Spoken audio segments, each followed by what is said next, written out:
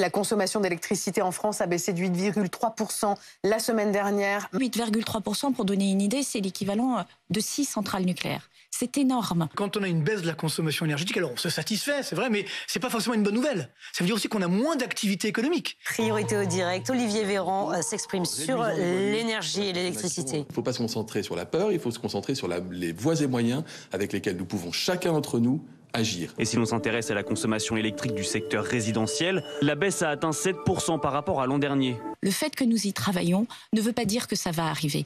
Si on le dit, on fait peur. Non, mais encore une fois, on a donné le sentiment qu'il y aurait des délestages la semaine prochaine. La cote a baissé. Il faut que j'arrête les paris sportifs. Moi, je suis complètement... La cote des coupures de courant a baissé depuis hier. Ouais. Il va y avoir un jour orange dès la semaine prochaine, quand même. En éco-watt orange. Attention, vous avez des informations. Oui, pour éviter le pire, le meilleur, c'est quand même de s'y préparer. Nous y sommes prêts. Emmanuel Macron a convoqué ce matin certains ministres juste avant la réunion du Conseil des ministres pour parler coupure d'électricité. Les Français ne sont pas des cobayes, voilà ce qu'a lancé le chef de l'État, et donc une nouvelle opération recadrage afin que les ministres n'évoquent plus publiquement les scénarios les plus catastrophistes.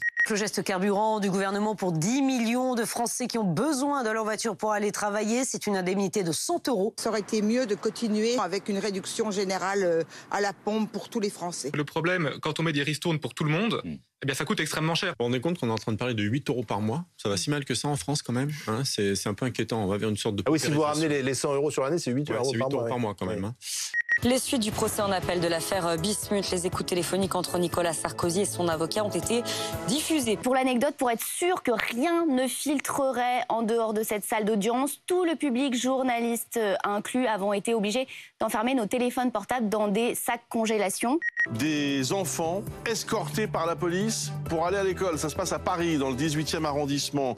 On est obligé de déposer nos enfants parce que les toxicomanes expliquent ici. Évidemment, on préfère que ces consommateurs soient dans des lieux dédiés, mais dès qu'il s'agit de créer un lieu dédié, les élus n'en veulent pas sur leur commune. Ça vient de nous arriver, Volodymyr Zelensky qui est désigné personnalité de l'année 2022 par le magazine américain Time. Non, ne vous levez pas, c'est bon. Je vous ai préparé un cadeau, c'est le chevron de notre unité. La 92, je vais essayer de le mettre. Avec ces vêtements, je devrais pouvoir l'attacher. Des attaques de drones de plus en plus fréquentes sur le territoire russe.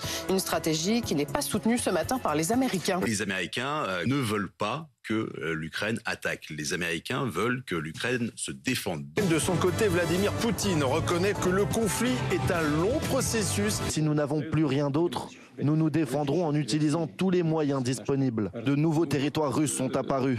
Eh bien, c'est un résultat significatif pour la Russie. À partir du moment où une réunion est filmée, ce n'est plus une réunion de travail, c'est un instrument de communication, très, très clairement.